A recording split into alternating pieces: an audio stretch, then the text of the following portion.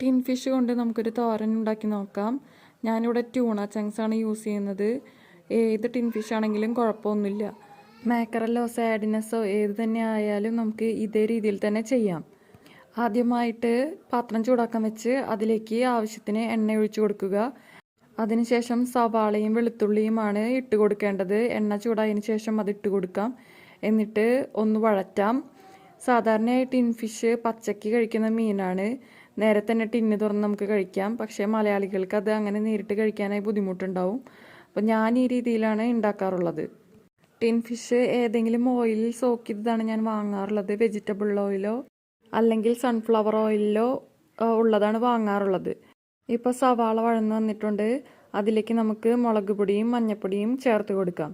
അത് വഴറ്റി അതിൻ്റെ പച്ചമണം മാറ്റാം.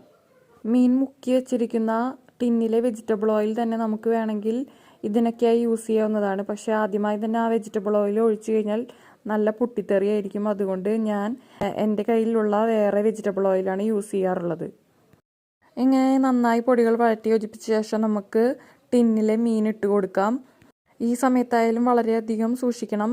കാരണം ഇപ്പോഴും നല്ല പൊട്ടിത്തെറിയായിരിക്കും. വളരെ അകലേക്ക് വരെ പൊട്ടിത്തെറിച്ച് വരാൻ സാധ്യതയുണ്ട്.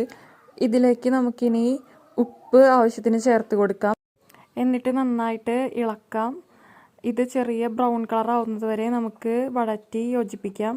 അവസാനം ആവശ്യമാണെങ്കിൽ കുറച്ച് തേങ്ങ ചേർത്ത് കൊടുക്കാം. ഡെസിക്കേറ്റഡ് കോക്കനട്ട് ആയാലും കുഴപ്പമൊന്നുമില്ല.